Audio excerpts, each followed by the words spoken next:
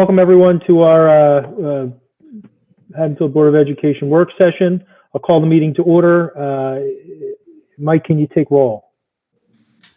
Mr. Benford. Justin, you're on mute. Justin, we're taking roll call and I just called your name. I saw you just join your phone. Huh? That was me. Sorry. Come back to Justin. Justin, one last time I'll try. A year, just taking roll call. Hey, I'm here, Mike. I'm having trouble with my internet, so I just dialed in separately on my phone. Gotcha. Okay, thank you. Miss Crooked. Here. Miss Hogue.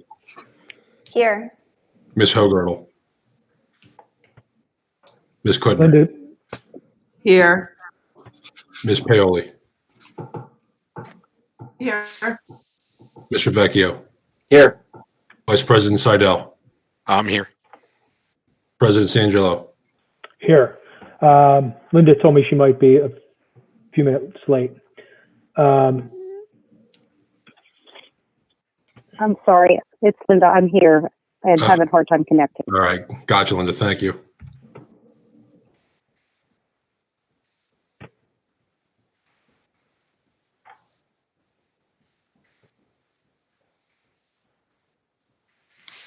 We're good, Adam. I'm here.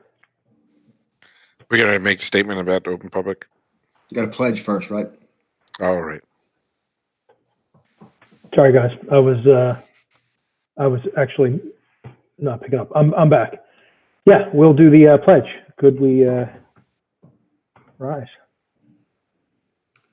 I pledge allegiance to the flag of the United States of America and to the republic for which it stands, one nation, under God, indivisible, with liberty and justice for all. All right. Mike, do you mind reading us the statement concerning public meetings? Public notice of this meeting pursuant to the Open Public Meetings Act has been given by the Superintendent of Schools in the following manner. On January 10th, 2020, notice of this meeting was posted on the interior of the school administration offices, 1 Lincoln Avenue, Haddonfield. Written notice was submitted and filed with the Haddonfield Borough Clerk, and notices were faxed to the Courier Post and mailed to the Retrospect newspaper. Thanks, Mike. Okay, we have 3 presentations tonight. We have Mr. Klaus, I will leave it up to you what order you want to do them in, but we're going to review the tenure process. Because this is the time of year where we're giving contracts to teachers who are getting tenure for the first time, which is very exciting. We're going to review the grading policy 2624. There's been a lot of work on that, and there's going to be a presentation by Mr. Klaus, Ms. McHale, and Dr. Murray. And we're also happy to report that we received our updated CUSAC scores from all the work that the administration did over the past year to get us up to par, and we are we'll hear about that a little bit tonight. So Chuck, go ahead. Let us know what you want to start with. We'll start with the tenure process since that's first on the list. Okay. Okay, let me share my screen. All right, can you guys see my screen? Yes. Yes. All right. Yes. So as Mr. Sangelo pointed out, last month we did a renewal list and renewed all of our teachers, certificated, non-certificated staff for next year. Part of that, several of those individuals will receive tenure. And tenure is a thing that we hear of, but I'm not sure everyone understands what it takes to achieve tenure. And there are places where it simply show up for 4 years and you receive tenure. I can assure you Haddonfield is not one of those places. So I'm going to take you through a quick overview of what it takes to get tenure. When teachers are hired, they have one of 4 different certificates, teaching certificates in New Jersey. They have a CE, a CEAS, a provisional, or a standard. Simply stated, the CE is someone who's passed the praxis. They have the credits enough in their course of study. So they don't have enough history credits, but they never went to school to be a history teacher. They passed the praxis. They become a CE. And that means they did not have a teacher preparation program. A CEAS is someone who's taken the praxis, has the coursework, and has done student teaching, all of those teacher preparatory programs. Once you are working for the first 2 years, you work under what's called a provisional certification. That requires a lot of paperwork and stuff to be entered through the state to get your teacher license. And then finally, once you've gone through that process of provisional, you receive a standard teaching certificate in your area of endorsement. The process for tenure, it's a 4-year process. So it used to be a 3-year. I would say about 5 or 6 years ago, they added a mentor year. The first year is a mentorship. And you'll see that in the process, the first year you complete a district mentorship. That includes newly hired teacher training. There's a series of meetings they have, triad meetings they're called, where you meet with mentor, the teacher, and administrators. Over the course of the year, you have to go to triad meetings. In year 2 to 4 is actually your tenure track time. And over those years, you must receive an end of the year evaluation rating of either effective or highly effective in 2 of those 3 years. This is a place where I can promise you, if anyone received anything less than effective, they simply wouldn't be renewed in any of those years. So that's something that's the minimum pace. We go much above that. And then tenure is actually earned the first day of your 5th year in the district. So when you come back on September 1st, we'll have a bunch of teachers coming back in September. Their first day of the 2020-21 year is the day they actually are granted tenure. And if you're a staff member, you're tenured in another position, it's a 2-year process, not a 4-year process. But the same thing about the highly effective and those things. The mentorship, the first year is not part of that. What is an evaluation? So how are they evaluated? There's 2 major components of a teacher, non-tenure certificated staff teaching evaluation. A tenured teacher is similar. It's just there's less components to it. So the first part is teacher practice, which is your observations. There's 3 a year, one's from an outside source. And then student achievement. Your student achievement aspect of a teacher's evaluation score is made up of 2 parts. The one part is what's called student growth objectives, or SGOs. What'll happen at the beginning of the year, teacher, along with their principal, will sit down, they'll make a goal for the year. They'll do benchmark testing. They'll see where students need to grow. They'll set achievement goals, and they'll say X percent of students will grow this amount or that amount. At the end of the year, they reevaluate and see, and on a scale of 1 to 4, they come up with a score for each SGO.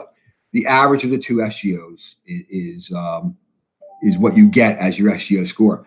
It sounds like something where you're setting your own goal, you're making your own growth measure, you're doing all those things.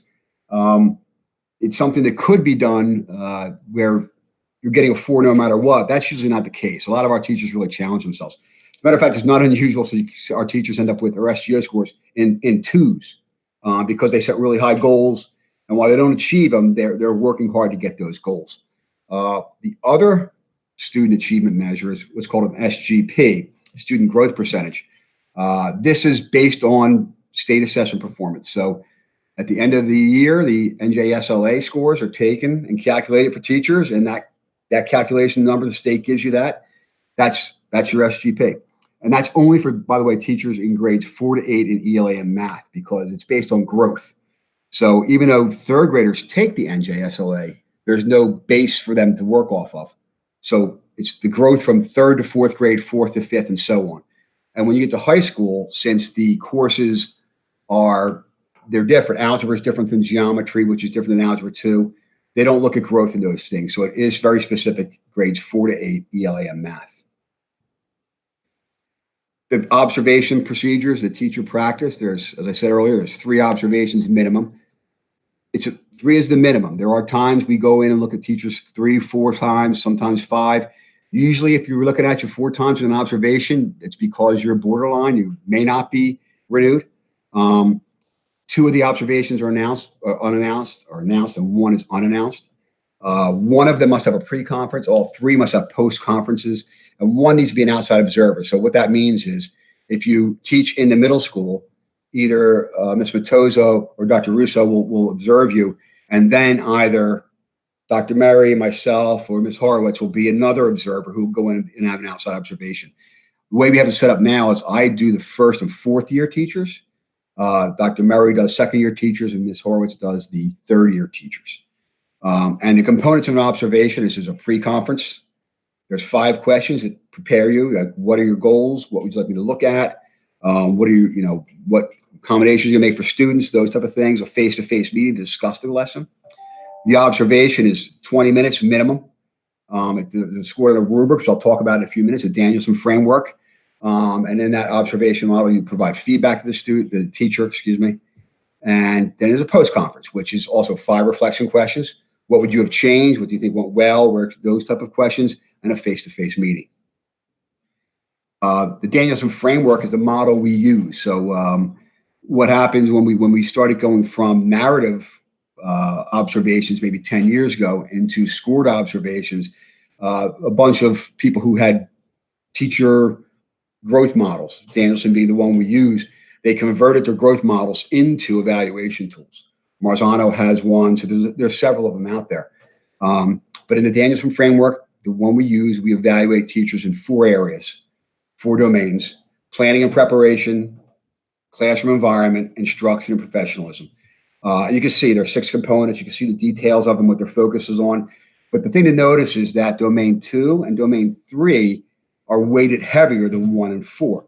So the planning and preparation and professionalism are important, but we really focus on the classroom environment and the instruction piece. And I would say that most of the conversation that happens when you're having those post-conference meetings is based on domain 3, how the instructions went, how you gave questions. Those type of things are really where we focus our feedback on. And how do we get our scores? Because as I said, you're at a 1 to 4 score. NJ Achieve set this up. It combines the practice with student achievement. You can see the 4 rating areas from ineffective to highly effective. And it is a mathematical formula. If you don't have an SGP, so you're not one of those 4th to 8th ELA math teachers, it's 85% teacher practice, 15% student growth objectives, SGOs. If you do have an SGP, it's 70% teacher practice, 25% SGO, and 5%, SGPs. But what are the factors? I mean, you have all those numbers, but there's more to it than that. So what are the factors when you consider renewing a teacher? The first is those numbers: teacher practice, formal observations, informal observations. Trust me, teachers, administrators are being observed every day through informal observations, through walkthroughs, through conversations in the hallways. It's not just 3 times a year where you say, oh, they did great 3 out of 180 days, we're going to keep them. It really is a full watching a teacher the entire year. Professionalism is a big part of it. The ability to work as a team member in the school, the desire to grow, performing duties and responsibilities to a high level, all of those matter. And then finally, there's fit. Are they a contributing member to the school community? Are they involved beyond the classroom? Does their philosophy align with the school district and goals? And we have had teachers who've been solid practitioners in the classroom who don't fit, who didn't like Haddonfield, don't fit Haddonfield. So we have had teachers. I had a teacher several years ago at the high school who would take off on days when there were pep rallies and stuff like that because they thought they were annoying. Well, those things are very important to us. They're very valuable to us. So that teacher wasn't renewed. They just didn't fit our mold. And for the principals and assistant principals, it's basically the same 4-year process. Once again, if you're already tenured in, it's a 2-year process. The big difference here is the scoring components, which are similar. You'll notice here for the principals and assistant principals, the SGO is not goals they set. The SGOs in that piece are the average of the teachers they supervise. So if I supervise 23 teachers, whatever their average SGO is, that's my score for the SGO. And administrators set their own goals, which would be their version of an SGO, and that counts as 10% of their score. And the difference here, this is the tool we use now. We put this in about 2 years ago. It's a New Jersey Principal Evaluation for Professional Practice. It's not based on going in and sitting and watching a principal have a meeting once a year. It's not based on those spots. It's more based on setting yearly goals and moving toward those goals. So you can see you set goals, you establish foundations for success. There's observations that are portfolio based and the progress toward goals. And then you summarize, review the goals, and then set new goals off of that. So it really is a cycle where you are resetting, growing in your goals, and resetting new goals. These are the domains for administrators. You can see there's 7 of them. They're roughly about the same score. The first 3 are 16. You can see they deal with mission and vision and core values, curriculum instruction, and then you have things all the way down to operations management, engagement with families and communities. So it tries to cover everything. And each one of these probably has 8 or 10 components. So there's a lot more detail on those. And what will happen is you'll set your goal. One of your goals may be to raise your ELA scores in your building. And then part of meeting that goal is communicating with family. It is making the most of your resources. It is aligning with the vision. So you see how it fits each of those domains. You sit down and you evaluate within that piece. The principal evaluations, I said, it's basically portfolio based. So you're collecting emails, you're collecting notes from community meetings, you're collecting data. You're doing all those things and putting it into a portfolio and having a portfolio evaluated as a tool. And then the similar factors, principal, practice, professionalism, and fit are the factors that go along with renewal of an administrator. So that's a quick look at what we do when we evaluate principals of non-tenured teachers. And now I need to stop. All right. We'll stop there and see if anyone has a question. Chuck. Any questions?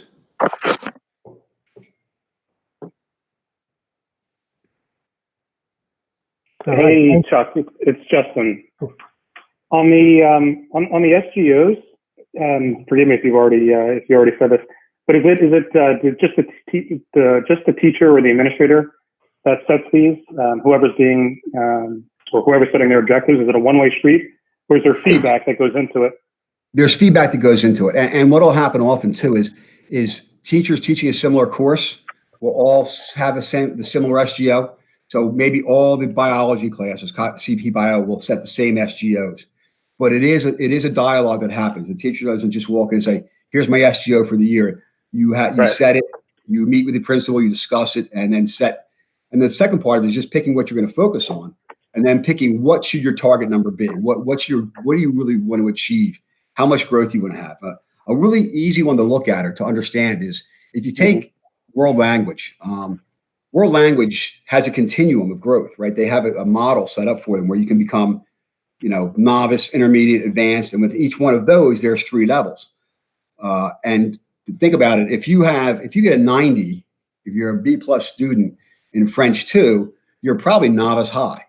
If you get a B+ average in French 3, you're probably intermediate mid.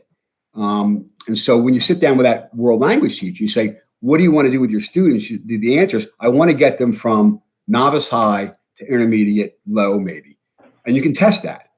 And then if they say, well, could you push that more? That's where that conversation comes in. Maybe we can shoot for intermediate mid in that. And that's how that conversation happens. Yeah, that's helpful. Thanks, Chuck. You're welcome.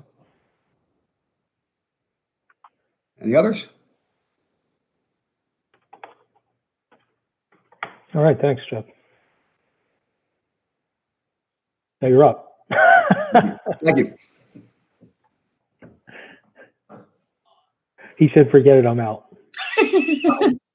I noticed it's getting dark behind me, so I wanted to put on a different light so you have more light. I know everyone wants to see me, actually, in this thing's shadow. Am I putting the grading one up, Chuck? Yes. Okay, thanks.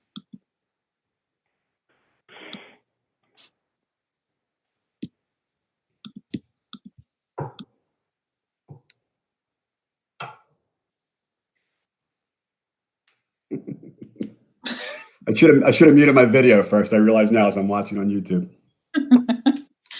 Are you seeing my screen? Yes. Okay.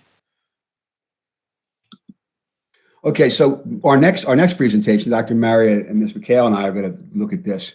It is about policy 2624, which is our grading policy in middle and high school. And this is a policy the board will be discussing tonight, right? So it's up for its first reading next Thursday. And as the work session being in place, this will be time we have to discuss this. And what are we looking? Why are we looking at grades? It's an important thing. And as you see here, the quote from Marzano, the grades haven't changed, right? So these are one of the things. You walk into a school, you're given your student handbook. It tells you your grading system, and you just go for it. Or if you're a teacher, you just move within what it is. But it is something that needs to be looked at, because as we see in this slide, they're really important. I mean, they determine a lot for a student. It determines college placement, college acceptance, merit scholarships, eligibility for athletics and the like. So they're really important things, grades. We went to look at with them closely. So what we did was we developed a project team, which is a group of people, stakeholders. It was administrators, teachers, students, board members, and community members. And we go back to that slide, Colin, because so you can see. You can see who they are right there. We owe them a great deal of thanks. A lot of work went into this.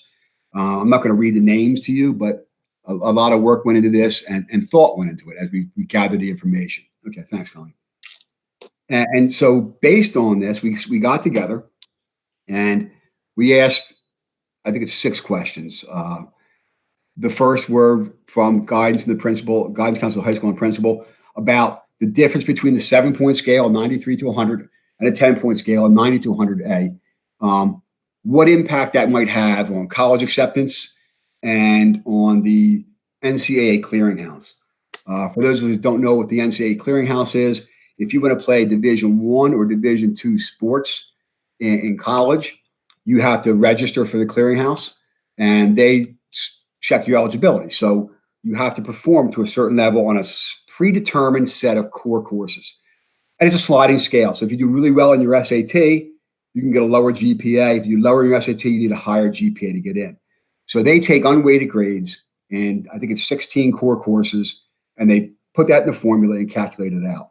We asked 4 students, 2 middle school and 2 high school students, if they thought this would change what they felt about the 7 versus 10-point grade, would change stress levels and those type of factors, how they thought they would view it, and they got some interesting responses. We had a couple of board members look at whether or not having a 93 to 100 at 7-point scale was more prestigious. What other schools did this? Who was like us? Who was dissimilar than we are?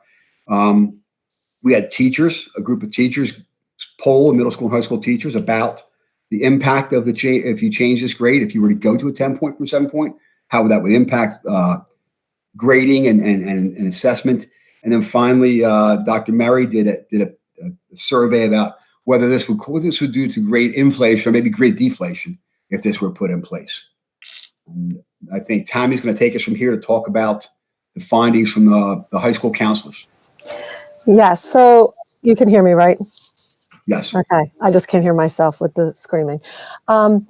So actually a few months ago, probably 5 months ago, we started having the counselors call colleges just to see if our grading scale was in any way hurting our students. So each counselor made phone calls to colleges that our students typically go attend.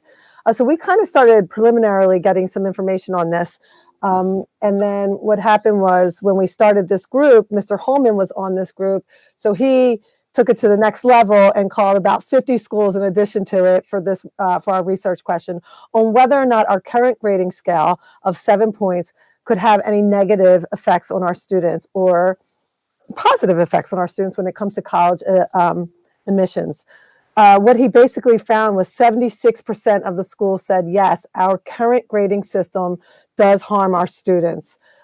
Basically, if you have a 91 or a 92 average at Haddonfield Memorial High School, that gets converted to a B at the college because that's a B for us. If you have that same 92 at a high school up the road, that counts as an A. They go as an A at that college when they convert our grades. So 76% felt that our current system could harm our students. And in fact, Colgate said, I definitely recommend the usage of the change scale. Those few percentage points could benefit students in the long run. So these are the kids that are maybe on the bubble of getting into a reach school or, a harder school, and it could actually hurt them. We also investigated the clearinghouse, and a similar response. I know other schools started to go to the 10-point scale as well. So basically, in order to be eligible for Division I or Division II athletics, they take a lot of things into consideration, and your GPA is one of them. Since an 80 to an 84 is a C to us, a student in that range may not, and we've had students not be eligible for D1 schools, including scholarships for Division I. So it definitely had hurt some of our potential D1 athletes.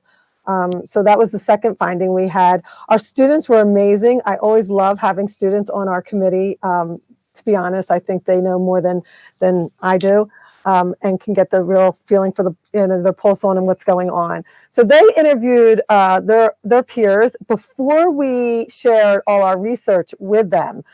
So it was really interesting to watch them hear all the findings. One of our students found that a lot of the people she had interviewed felt that this would decrease some of the stress, having the 10-point scale. They understand that sometimes a B now would be an 89, but when you're averaging all your grades out, it gives you more wiggle room for that A. We have really strong academic students who are intrinsically motivated, and they don't feel that this would change motivation because they have a couple extra points to get that A. But we do feel that it could possibly help them overall social emotional well-being in that they have this 10-point scale. The other student felt that, and we'll get into this in the other slides, felt that it made us more of an elite school having a 7-point scale. I know my previous district did as well. After he heard some of the research from the colleges and from NCAA, he felt very strongly that if he went back to his peers, that they would probably change their opinion on the 10-point scale versus the 7-point scale. So it was really interesting to see that evolve from the research that we found. Thank you. So I'm going to share about, we had 2 board members did some research, Jamie Grookett and Lynn Hogue. They looked at whether or not it made us a more elite school to have this 93 to 100 scale. And they asked the question, does it make us stronger or more elite or a more academic school? And this shows you the results. If you see the bar on the left shows J districts, and that's a district factor grouping that shows the way that schools are grouped with throughout the state. J districts are the highest socioeconomic group, and they're considered to be the most elite. And 17 of the 18 J district schools do use the 90 to 100 scale, and only 1 uses the 93 to 100, us. So the US News top 25 schools, they called around and they found how their grading works, and 18 of the 25 are using the 90 to 100 scale, and 1 is using the 93 to 100 scale, and the rest were either unknown or they use some sort of different method. And last, the bar on the right is the Colonial Conference schools. And 3 use the 90 to 100 scale, 5 use the 93 to 100 scale, and the other 4 use either something different or it's unknown. So this shows you those numbers on a percentage. So the percentage of high schools with the 10-point scale. And the Haddonfield teachers from the middle school and the high school, the teachers, Corinne Welsh, Mrs. Baker, Mr. Kozak, and Mr. Busarella researched by asking colleagues, would this change impact their work? Would it increase their work? Would it change the way they report grades? And so the question was, does a switch to a 10-point grading system from a 7-point system have any impact on teacher work or teacher grading? The results were a little mixed between the high school and the middle school. The middle school, 92% of those respondents, that's 23 teachers, said no, it would not have an impact. 2 teachers said yes, it would have an impact. The comments that went along with it were, a range from yes, it'll have a positive impact. I don't think it would make any difference. If anything, it would put less pressure on the teacher. So the high school, these are the numbers for the high school, 20% or 5 teachers. Keep in mind these surveys went out right at, the difficult time when we were transitioning into a COVID environment. So the results are a little bit low, but still 5 teachers said, yes, it would impact our grading. 13 teachers, 52% of respondents said no, it would not. And 28% of respondents, or 7 teachers, were a little unclear. So the comments, things like, for me personally, I do not, but other teachers have expressed that they would have to make tests more difficult to maintain rigor. So lots of comments from across the board showing that teachers are really thinking deeply about this change. The question that I asked had to do with grade inflation, whether or not we have grade inflation, and would this change impact grade inflation anyway? And the results were so mixed, it's impossible to get a real feel for, whether or not. The results were that we do have grade inflation. And so 58%, 54%, 55% said that moving from a 7-point to a 10-point grading system would impact their grading, their assessment systems in some way. And 58% said that there is grade inflation present today, but to draw, a line between A and B was impossible from the results. So that is all we have. I'm going to stop sharing my screen. Back to Chuck. I thought I shut. Chuck, you're muted. That's the research the team did. And the purpose of that research from that team is to bring that back to you. Now, when we get the policy tonight, this is one of the 2 policies that's going to be discussed. And, now you have more information than you did 20 minutes ago. So that's what we've come up with for you to work with. Chuck, can I ask a question? Sure.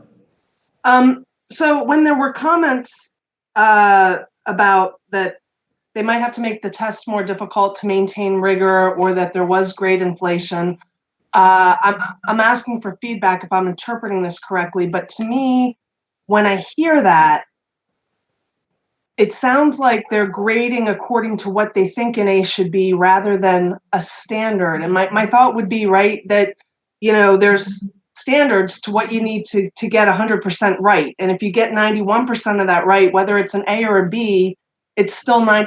My thought would be is that it shouldn't change grading. But when I hear comments like that, it's leading me to think that maybe not all the classes are standards based. Am I wrong in that interpretation, or?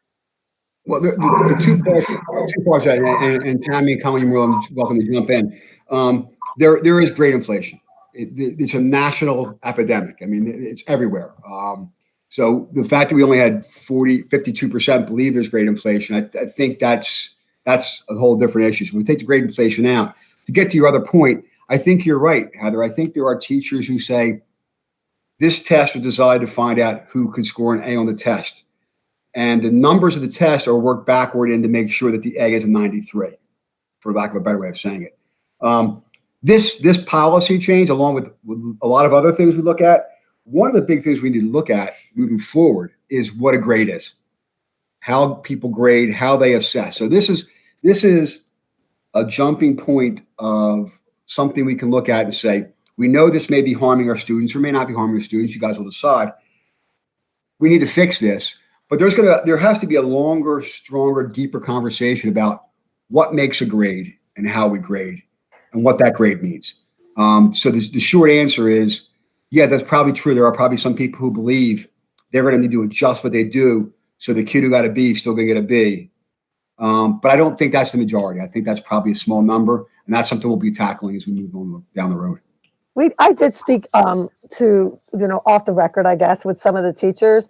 And I think it just also depends on how and what they're assessing. So there's some things like if you're doing a writing sample, like this is B work and the rubric would be B work. So now that B would become an 89 as opposed to a 92 based on that assessment. But after you put your grades in and you get an average, that average grade is your grade. So, there's times where the student might get a 92 or a 91.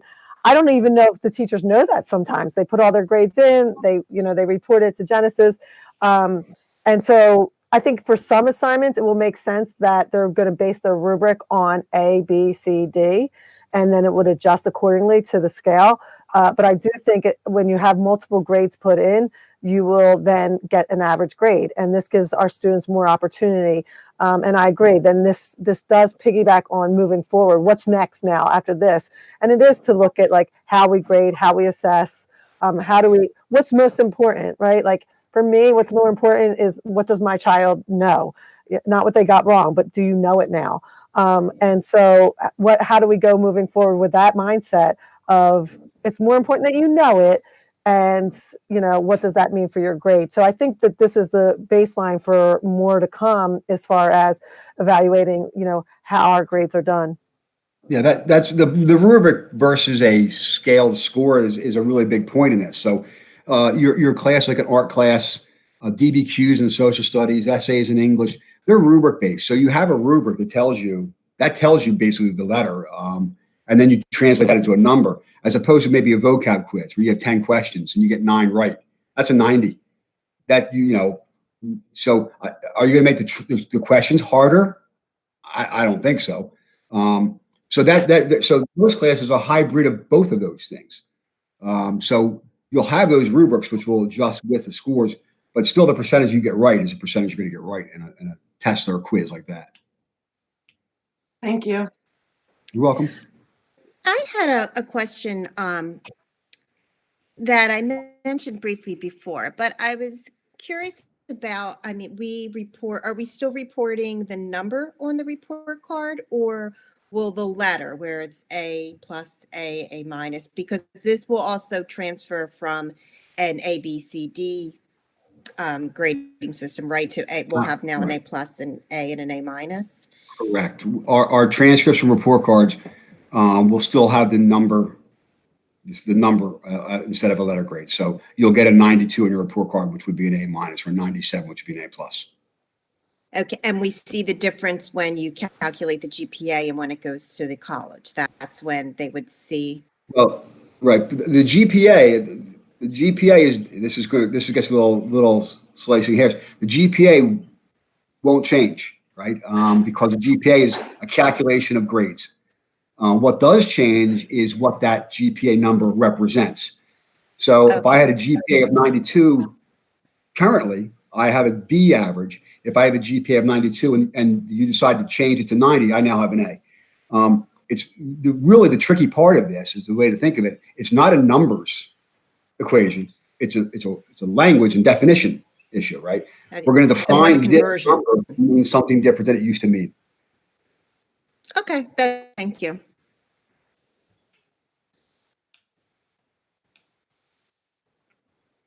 Any other questions?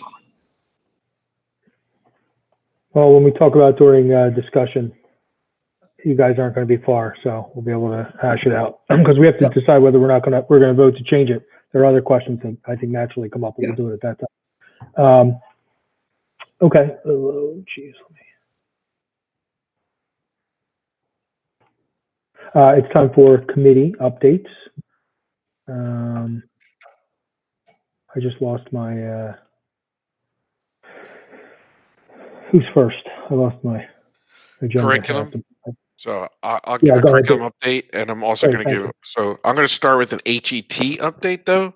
Oh, geez, I lost it. Oh no, there it is. Okay, so the Haddonfield Educational Trust met on yesterday or Tuesday, one of those days. They all blend together anymore.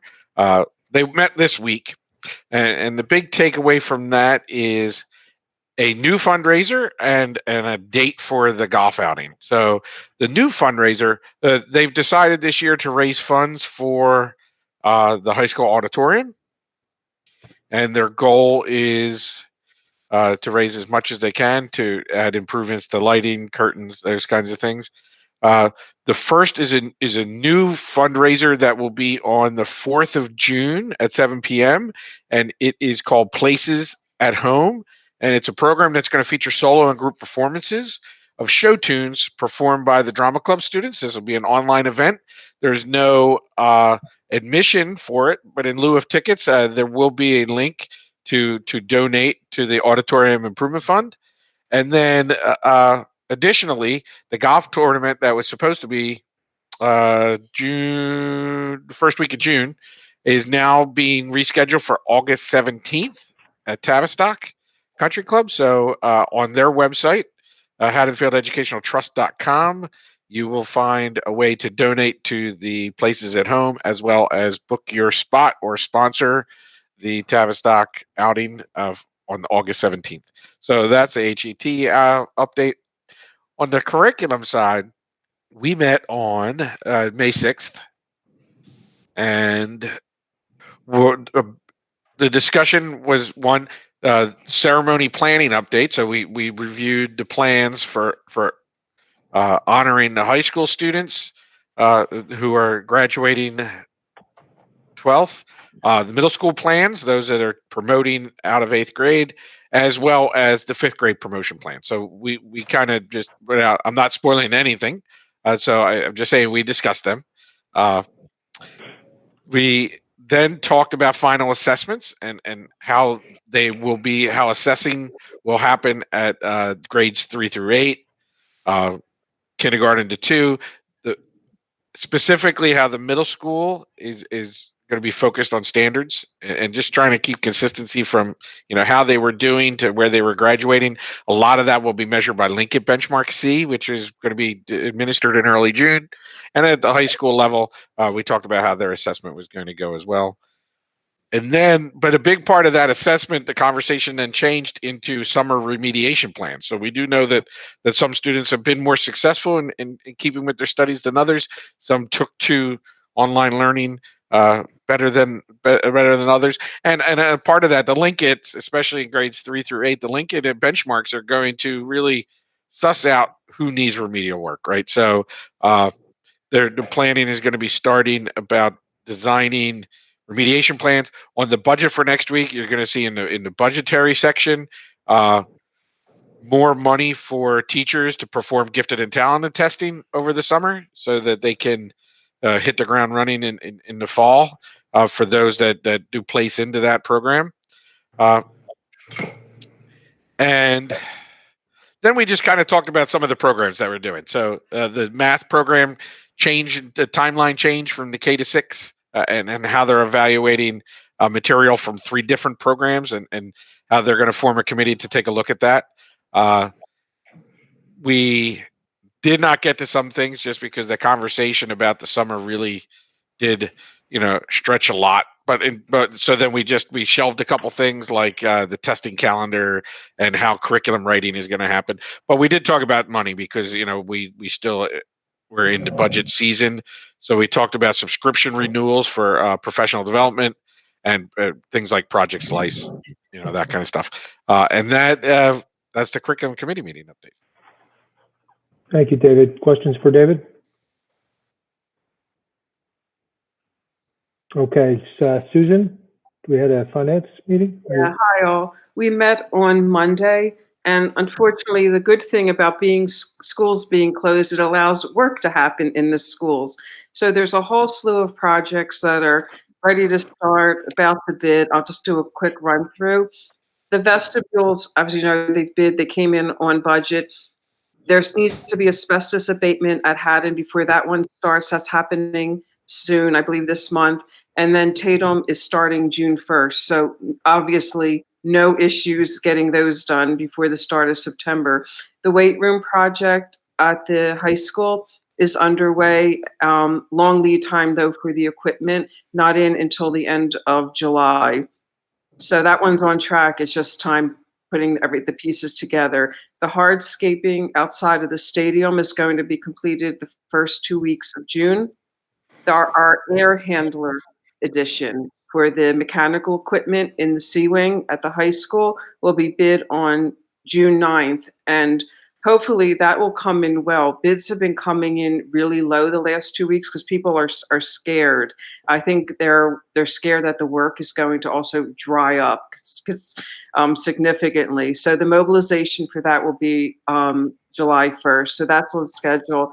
The other thing that I think we mentioned it last time, the security cameras throughout the district, inside and outside, moving ahead with that, 8 to 9 weeks to complete. And just as a note, we got really, really exceptional pricing on that.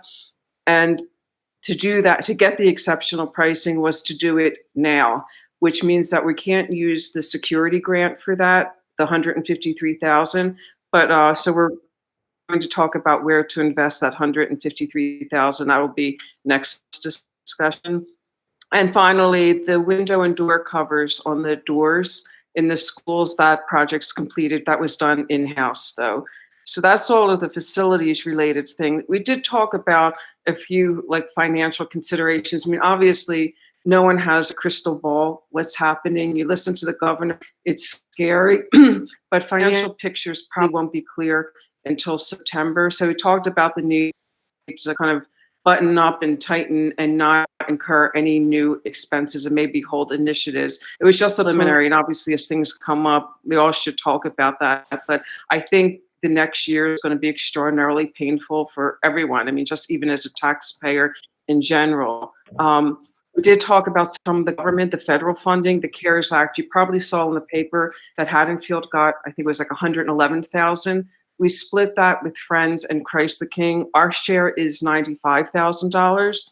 So that's going to be used for a split of technology and also facilities cleaning. The idea here is to use it to help like with our remote learning endeavors, thinking that there's going to be some hybrid of it come the fall, and this way the money's useful after the pandemic is in the rear view mirror, hopefully. The other thing that we did talk about was just to kind of finalize the whole topic was childcare, and that it's the transition is moving forward smoothly. And there was a survey about interest in programs, and it had pretty good feedback. I don't remember the numbers, but there was interest in all of the new things that Alpha Best brings to the table, whether it's the STEM instruction, the longer hours, and even a middle school program. So that wraps up our facilities finance. Hey, Susan, I have two questions for you real quick. I just wanted to make sure next time you guys have a finance committee meeting, if you can touch base with John and discuss it, as we grow the technology that we hand out via the Chromebooks to the students every year, which obviously is greatly needed given the current quarantine situation. Obviously, over time, more and more of those will need to be replaced. So our technology costs are increasing. And I just wanted to make sure that we have a plan for how frequently those things need to be replaced, because, right, they're not keeping those Chromebooks from 5th grade through 12th grade, correct? Or as long as they hold out. I mean, you guys can discuss it in committee, but I just wanted to keep that in the one, iPad or Chromebook, and you have to do the plan. Place again. All right. I'll just say you were going in and out for me, but that's okay. You can update me later. I just wanted to make sure that we were aware of that because it's such a great program, and I want to make sure that we're, planning for it because it will be an increased expense going forward. The other thing, can you give, and it's okay if you can't, but I believe this year we're coming up, are we coming up on our 10-year anniversary of Turf Field, or when does that need to be replaced? I know we've been putting away money for that every year, and if it doesn't need replacement, that's great. 7 years ago yesterday was the groundbreaking. So it was installed in the fall or the summer of 7 years ago, so 2013. So it was open for the first game of the fall 2013 season. But that's supposed to have a 10-year life on it, right? Approximately. Yeah. Good. Okay. And there are funds that have been, there has been a sort of an escrow account for that purpose, for the purpose of returfing. Yeah, no, I know there is. I just wanted to make sure we're keeping that as we're talking about future facilities upgrades. Obviously, it looks like we're a couple years away from needing that. I just wanted to make sure that wasn't overlooked if we had that escrow account growing. If it was needed. I'm good. Thank you. Yeah, I'll note that there was an item that I failed to mention is that the land swap isn't finalized yet, obviously, but our end of it is all of our approvals and what we need to do. So that's still kind of hanging out there. And Heather, we do have a budget cycle built in for a 3-year life of a Chromebook. So we have that factored into our technology budget currently. Excellent. Okay. Thank you. You're welcome. All right. Any other questions for Susan? Okay. Lynn, the floor is yours. So we have 2 policies on the agenda for first reading next week. The first being 2624, the grading policy that Mr. Klaus and Dr. Murray and Ms. McHale just gave the presentation on. And the second being policy 7243, which is a supervision of construction policy. And this one is a mandatory update that just requires a criminal history record check for construction contractors' employees who will come into contact with students. And then a designated liaison in the district who will keep track of those employees. So that is a mandated update. And that's on that. So just the two for first reading next week. Thanks, Lynn. We can discuss them during the review. Jamie, communications, anything? No, I don't have anything. Okay. Tom, anything negotiations? We just met with the association on May 11th, and I'll provide a update on the substantive nature of those discussions in exec session after the meeting. Great. Hey, Adam, can I Yeah. give a really super quick update? I attended the central PTA meeting last night. We used to have the PTA updates. Just something that seems completely obvious, but if I had not attended that meeting, it would not have dawned on me just yet. There was just a lot of things were discussed. The one thing they brought up is a little bit, they have concern with the COVID situation, whether or not they'll be able to host their biggest fundraiser of the year, which is the Central Fashion Show in October. Obviously, there's nothing we can do about it, but it was a valid point that they have concerns with how they'll fundraise next year if they can't hold that. So it's just an FYI sharing to let you know what they're concerned about. Yeah. Okay. Thanks, Heather. Definitely probably a concern for all the PTAs next year.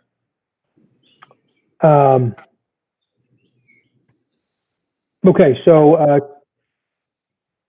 Chuck, you're back on with your assistant superintendent's report, which is the CUSAC. Chuck has spearheaded our, what do you call it? CUSAC improvement plan. There it is. Yes. Can you guys see my screen? Yes. Okay, perfect. So just to take you through CUSAC, our improvement plan. Here's a timeline. So you can see in December of 18, we submitted our CUSAC files to the county. On June 6th, we received our scores where we failed in all 5 areas. We appealed in 2 areas, and we received a passing score for governance in one of those. June 19th received our revised scores, and on June 28th, we had to submit a district improvement plan to the county and the state. Fast forward to January 17th at 2:20, we had to submit our revised evidence. And on February 18th, 2020, we were visited by the county to review our CUSAC again. And May 14th, just last week, a week ago from today, we received our updated scores. So I'm just going to take you through the 5 areas and our scores. I did this like step by step. They're going to come in because it's dramatic. I'm looking for an effect here, so we can do a lot going on. Our original score in instruction and programs, we had a 63. Our revised score is an 83. If we recall correctly, that 80 is passing. So we passed in programs and instruction. The indicators not met are in health and phys ed, 4-point indicator. We don't have, we were missing dating violence education. And that's going to be added next curriculum cycle. So that'll be solved. And fine and performing arts, we're missing dance and theater in elementary and middle school. And that also will be added during the next curriculum cycle. This is a funny thing about the way CUSAC works. You don't have to offer dance and theater necessarily in elementary school. You just have to have a curriculum for it. So we'll have that included. It should be noted that 60 points out of the 100 in instruction and program is based on student achievement scores. So the max we could have scored based on our NJSLA scores was a 91. So our 83 is 83 out of 91, not 83 out of 100. Fiscal, we originally scored a 75. Our revised score was 96. We are missing one indicator, and you can guess what that is. That's the repeat audit finding, a 4-point indicator. And now that we have changed our relationship with the adult school, that indicator will no longer affect us. So we're sitting very well fiscal. Governance, we had an 85 and we remained at 85. I'll tell you what, our indicators we did not meet. Contract approval process. This is where business administrator, superintendent, assistant superintendent have to be approved by the county before you can approve the contracts. It's a 3-step process. We've remedied that. You've seen that over the last couple of years. If you remember, a year ago, my contract went back and forth several times. That's part of fixing that.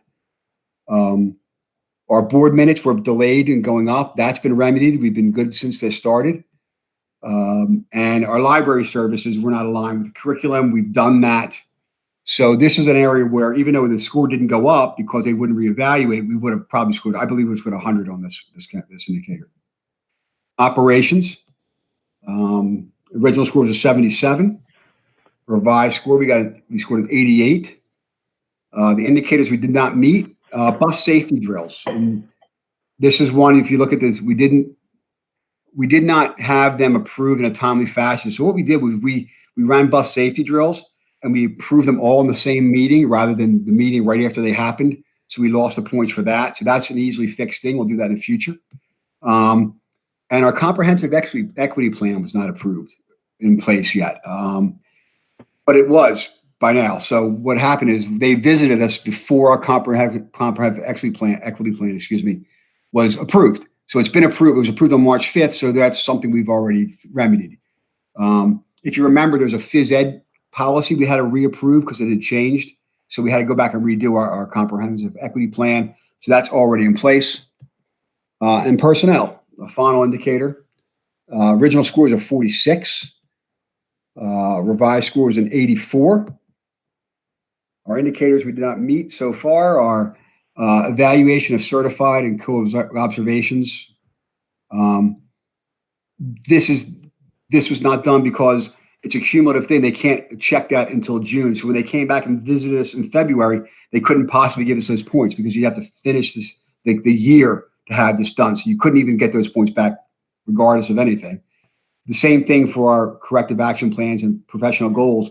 That's a June check. So coming back in February, they could not have checked that. Both of those have been corrected. Our scheduled PLC time, we don't have that currently in schools. We don't have those, but next year's schedules, like in elementary schools, is a perfect example, and some of the high school changes are going to address this. So we'll have that fixed. And the final piece was personnel files. The physicals weren't done for newly hired teachers. They didn't even check. They looked at our scores and they said, you're not going to need these 2 points. So they didn't even bother checking it. So here's another area where we'd be right up around 100. So, I mean, that's the short of it. And, you know, I can't say enough about the amount of work and effort that went in the entire organization for this.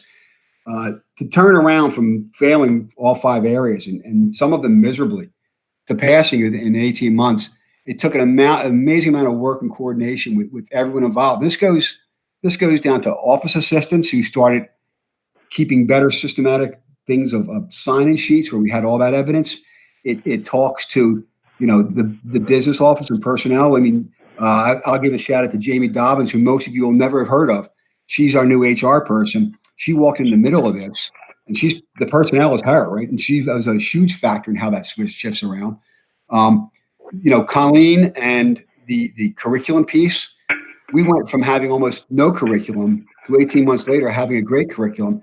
And that speaks to the work of Colleen, but it also speaks to the work. You can't dismiss the effort and the contribution of all the teaching staff. I mean, they buckled down and in a very short period of time put together a functioning, real, rigorous curriculum.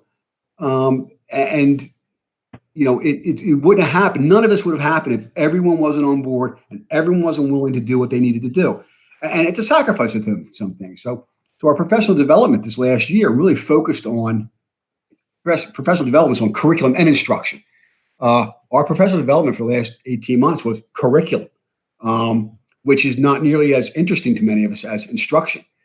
So the fact that we have all these things fixed, the fact that we systemically looked at this and went deep into it, means that we'll be able to get back to that other really good work we want to do. So I'm sure that Colleen and the teachers, when we look at PD for this upcoming year, it's going to be instruction. It's going to be those things that are going to help us grow as teachers.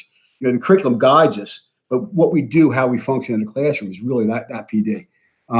So it was a lot of good work from a lot of good people. I miss Mike Catalano in mentioning this. I can't name everyone, obviously, but he also carried a heavy load in this. So it was a nice turnaround. So I'm happy to report we went from 0 out of 5 to 5 out of 5 in a relatively short period of time. Chuck, thank you. We can have questions for Chuck, but I want to give you props, Chuck. Yeah, this entire job fell on your shoulders. This was Chuck's work, and it took a Herculean effort that Chuck spearheaded. So thank you for doing that, and then thank everyone else for contributing. Chuck, you did a fantastic job, and you summarized it in 8 minutes, so it just didn't seem like that much work. all those months, 8 minutes, and it's done. We're fixed. No, there it is. Yeah, thank you. So yeah, good work, Chuck, and good work, any everyone. Questions about the process or any of the details or the indicators we may have missed? Or Hey, Chuck, great job. Can you provide a little bit more details around that contract approval process? What specifically were they not happy with, and what did we change? So we were approving contracts for the assistant superintendent, or business administrator, just approving them. So what has to happen and is when Mike last month, you approved a contract to be submitted to the county superintendent. County superintendent will then approve that contract and send it back to us, and then you will approve my contract. We didn't do that step in the past, so we would just approve the superintendent's contract or the assistant superintendent's contract. And it's probably the assistant superintendent that tripped us up, because that's a year-to-year contract. So we would just approve the assistant superintendent's contract and move on with life. That has to be submitted for approval to the county, and the county sends it back and you approve it a second time. Thanks. You're welcome. Chuck, I mean, if you can speak to it, I don't mean to put you on the spot, but when I met with the county superintendent, and she said to us, "Are you surprised that I think she asked if we were surprised that we were going to be failing these QSACs. We said no. That's why we made a lot of changes and had been proactive about realizing we need new leadership. But one of the things that the board was told that I guess I either want to say or have you share is QSAC, like a lot of times,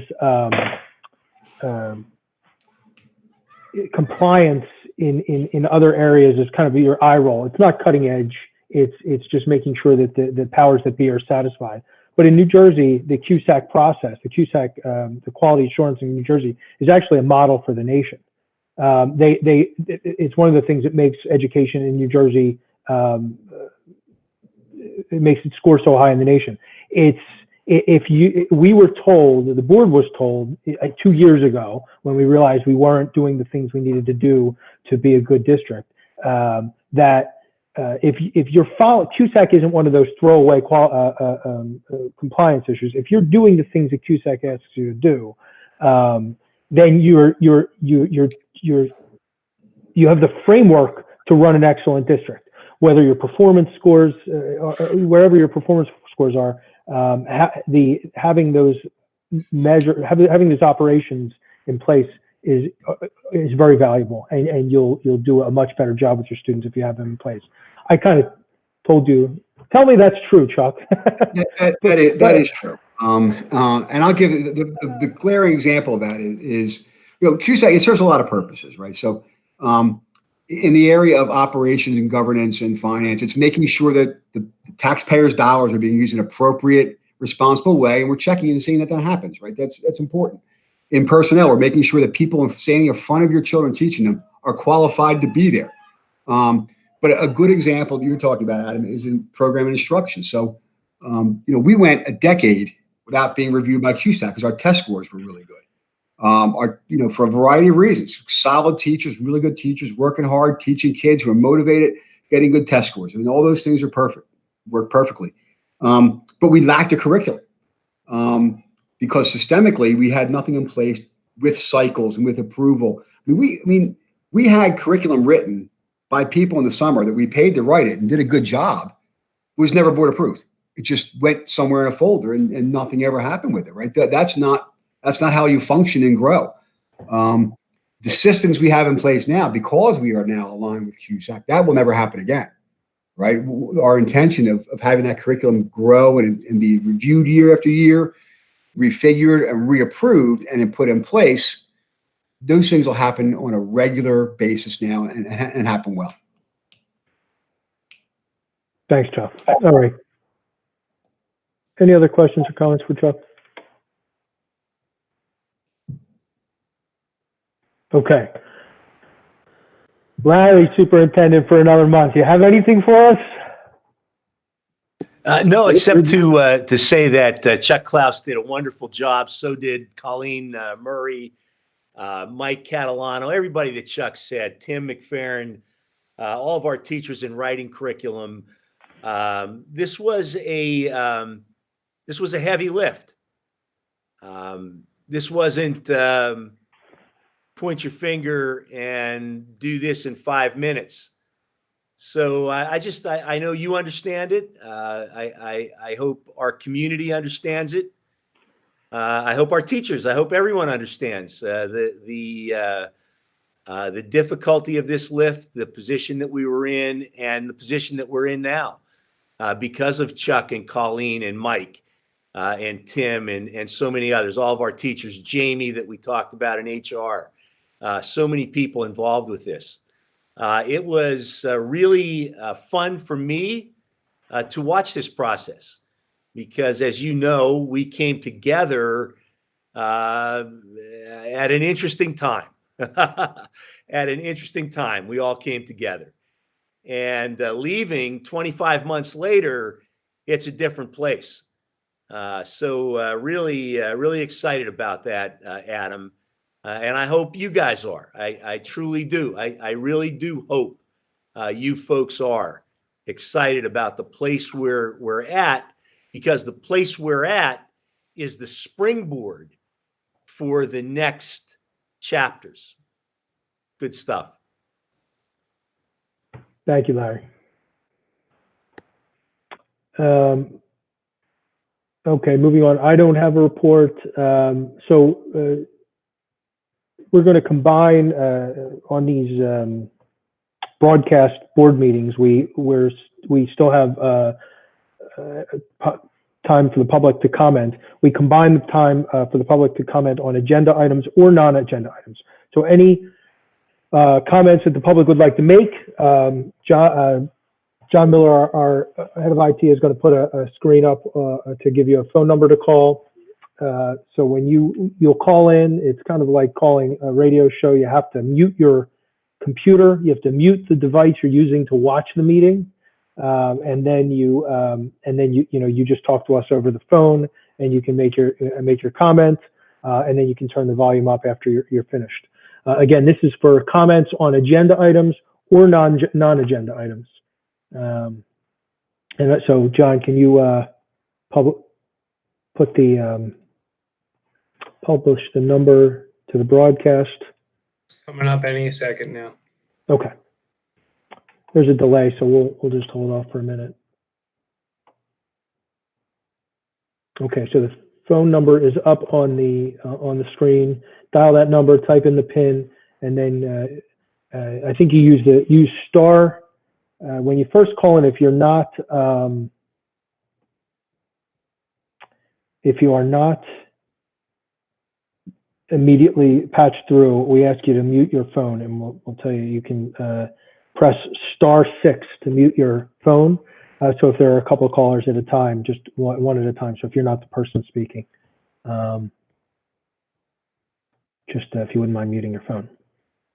I'll call out to Justin 10 times this meeting, like last time. Who's that 36 number? We actually have a caller. Do we have one? John? I saw an 856 number pop up, but I don't know if it was one of us. Yeah, there was one that dropped out.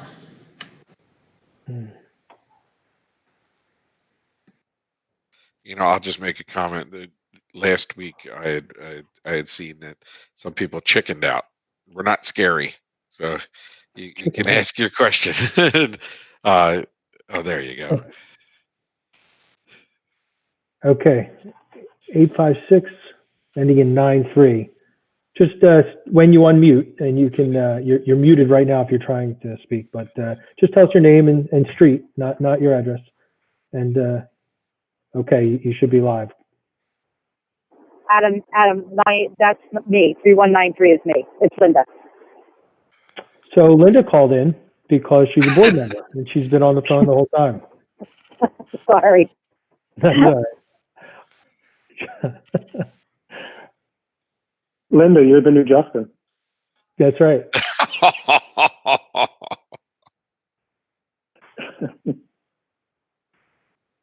All right, John, anyone? No, we only have 11 people watching, so I don't. Yeah, no doubt. Yeah, I thought it was going to be in the thousands tonight, but I guess we're just not that excited. Okay. All right, let's move on. Someone. So let's run through our agenda here for next week. Governance. We do have this grading system. I have a question about the 2624 that we're going to be looking to read for the first time. Implementation. Can you walk us through implementation a little bit, Chuck and Colleen? Colleen, you want to go or? All right. So Chuck, let me jump in and yeah, Adam, implementation in terms of a little bit of fog for a few years. So on our profile, we will have to explain to colleges that we've got a dual system in place. So for let's say next year's seniors, if we pass this policy, if the board decides to do this, read it twice, and we enter next school year and we go to a 10-point system, then let's just take a senior and you'll see some of the messiness. And it's nothing that many other school districts don't do. But so a senior next year, for their senior year, they would be graded on a 10-point system. So you've got to tell the colleges that. Because as Tammy described, this is all predicated upon the fact that all colleges have to transcribe grades that are given by roughly 13,000 school districts in the United States and hundreds and hundreds more across the world. In transcribing those, they've got to have a system. So whatever the school decides, an A, a B, a C, whatever a school decides, that's how the college transcribes it. So we're going to have to explain to colleges, next year's seniors, for example, for 1 year, they were on a 10-point system, and A is a 90. For the other 3 years, they were on a 7-point system. So you transcribe as you would transcribe. They're a transcript, a senior transcript, easily segments all 4 years. Segments senior, junior, sophomore, freshman year. So that's the murkiness for 3 years, Adam. But implementation otherwise is, again, that's why we tried to ask those questions to teachers. We were all teachers. You're dealing with a bunch of teachers on the screen right now. I could go back to being a teacher and saying, well, whatever you tell me an A is, I'm certainly going to adjust my rubric to whatever you tell me an A is. Let's play a one small game, and we say a teacher leaves Haddonfield and goes to another school district. Then that other school district has a 10-point system. Well, they're going to adjust to it. They're absolutely going to adjust to the 10-point system. That's the system used in their other school. Well, same thing with all of our Haddonfield teachers. They're going to adjust to a 10-point system. So it's, well, it's not a wave of the wand. Heather brought a really good point out. Chuck brought a good point out. Are we really standards based in the high school? Not particularly. Not that any high school is in the nation. So these are conversations for other times. But in my crystal ball, Adam, I don't see a major lift in changing this system. Chuck, Colleen, any thoughts? No, I agree. Go ahead, Colleen. Even though I said the teacher comments were all over the place, the teachers seemed pretty, especially in the middle school, they seemed really kind of happy about the switch. But the high school was a little all over the place. But even the people that said they had questions about it, they clearly, were saying that they would adjust. They would, make their adjustments. So I'm with Larry. I think Larry's spot on. Yeah, I think it's an easier I think you can talk yourself into believing this is a difficult transition. And I think I did that, to be honest with you, when it first started. I thought of all the difficulties I could put in there. But it is really just, like I said, it's not a numbers issue. It's a definition issue, right? How we define what that number means. And the key is communicating that on your school profile, Ms. Larry just said, so that anyone who looks at this transcript and looks at the school profile will understand what those grades represent for that child through their 4 years. But it really more is a language challenge than anything else, and communication issue. Can I piggyback with a question on that? I just want to make sure I'm interpreting this correctly. So correct me if I'm wrong, but at first glance, I was thinking if you had a junior right now who had a 91 in a class when they were a freshman, well, you could say in our new grading standard, currently it says it's a B on their report card, but next year you could change that B to an A because it was a 91. But that only holds true perhaps in classes like math, where you have a hard concrete score where you get a grade of 9 out of 10, and it's very objective. The challenge where this comes into play, and I just want to make sure I can articulate this correctly to anybody who may ask me, is if you have a more subjective course where there's writing perhaps in global issues or English, and rather than perhaps having, in my mind, I still think there should be objective grading criteria for English, but for me, when it's objective, you could take that 91 and just reassign a different letter grade, but you're telling me there's too much subjectivity that someone gave that person a 93 because they thought it was an A, but they may have given that person a 90 based on rubric grading rather than hard objective standards. I see Larry nodding. Did I get that correct, or am I wrong? Yeah, sure, Heather. No, you're right. Rubrics basically say, what's the simplicity? A very simplistic rubric. You're going to write an essay, and if you put one paragraph in, you get a D, let's say. If you put 2 paragraphs in, you get a C. If you put 3 in, again, we're just being as simplistic as we can be. But so basically, a rubric is a way to graduate a grading scale. So an English teacher is basically saying, when you hit the A range, and of course, as you're saying, for the past couple of years, the A was 93 to 100. You have to have X, Y, Z, A, B, C, D. These all have to be in your rubric. For the B range, you might only have X, Y, B, A, C.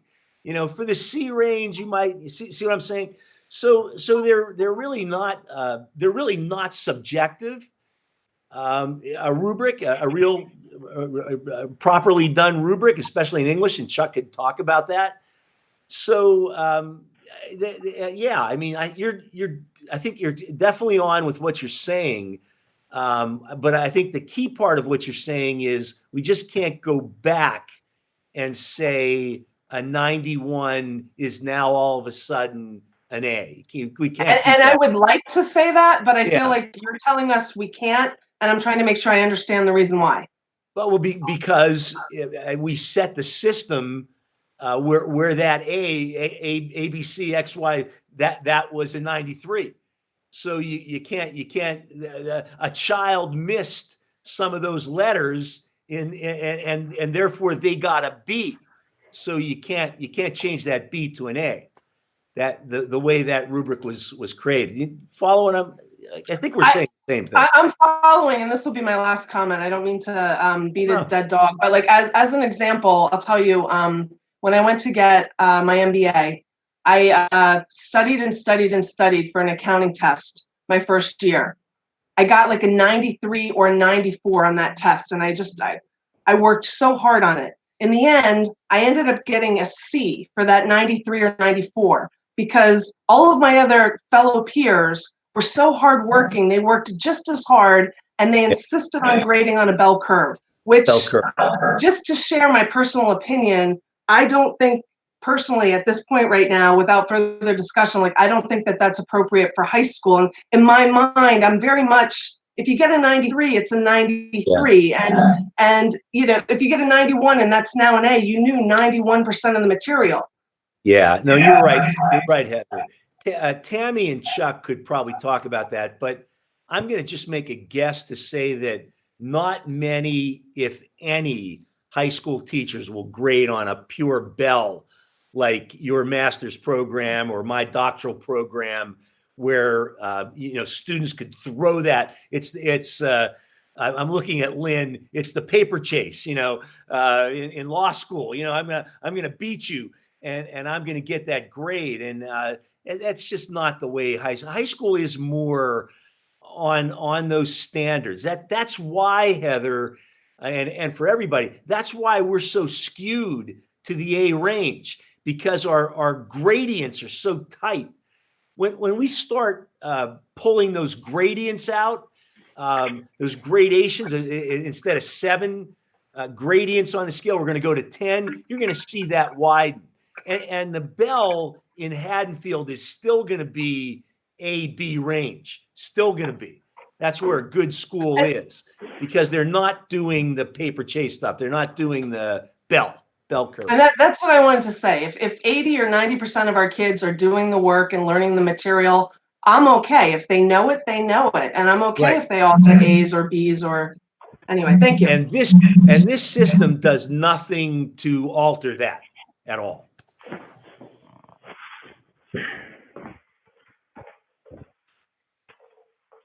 All right. Any other discussion around this policy?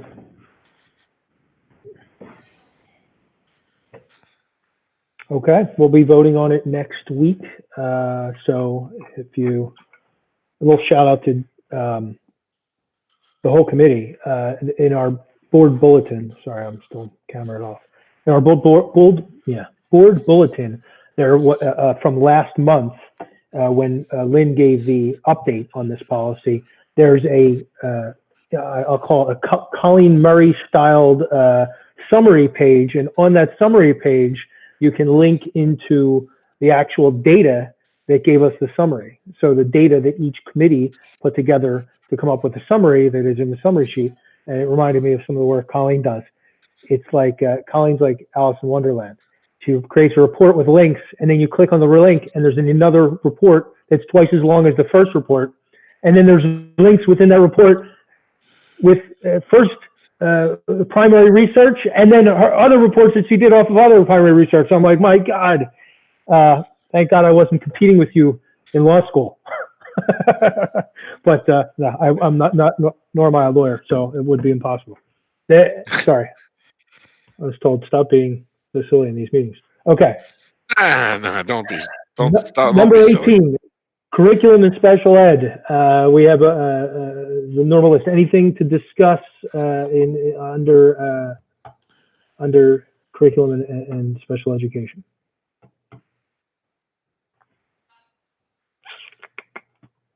Okay. Personnel. Well, you have the attachment and Adam? Yes. Just next week, it's not on there yet because of the contract things we were just talking about. Next week, Gino Briolo will be on the personnel he's going to be the next assistant superintendent at Haddonfield. So he's not on this currently, but he's going to be on there. I have to say, I'm happy that Gino He's going to be working with me in this capacity. We've been working together a long time. He's going to be a real benefit.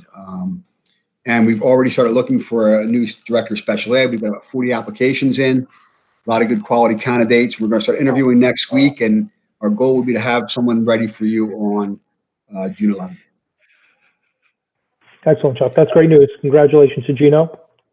You can give us more details about his bio next week, and we'll invite him to come and receive his accolades. All right, good. Thanks, Chuck. Any questions about personnel? Okay, 20, approval of the business and finance recommendations.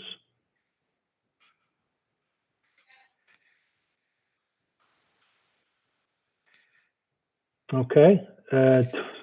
Any comments on the minutes? Anything that we read through that needed to be updated or tweaked before next week?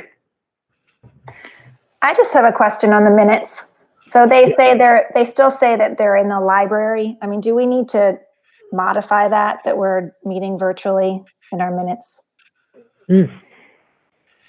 That's a good point. I could have that adjusted. Good catch there. I could say we have them on the Google Meet platform. Yeah. That's more appropriate. Thanks. Yep. Okay. We'll get that cleaned up. All right, so we did our public comments all at once. Informational items.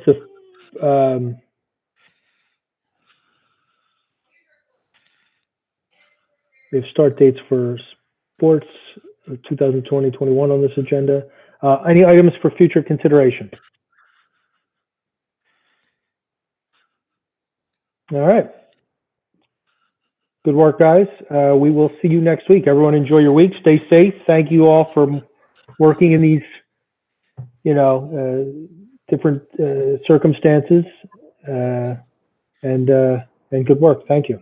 Hey, Adam, are we having executive session? Yeah. And Sorry. I didn't see a link for that either. I'll send that right now. Hang out, go to your email. That's right. We have an exec session. I was getting excited. Holy cow. Okay. I'll email you an exec session link right away. I'm sorry, I forgot to forward that. So we can close this meeting and then check your email. I'll send a link within minutes. So I'll make a motion to go into executive session for personnel and contract. I second. All right, we're in. Thank you all for being here, and anyone on the outside watching, thanks for being here. Stay safe. Stay safe. Bye, Yeah, guys. definitely. See you in a few minutes.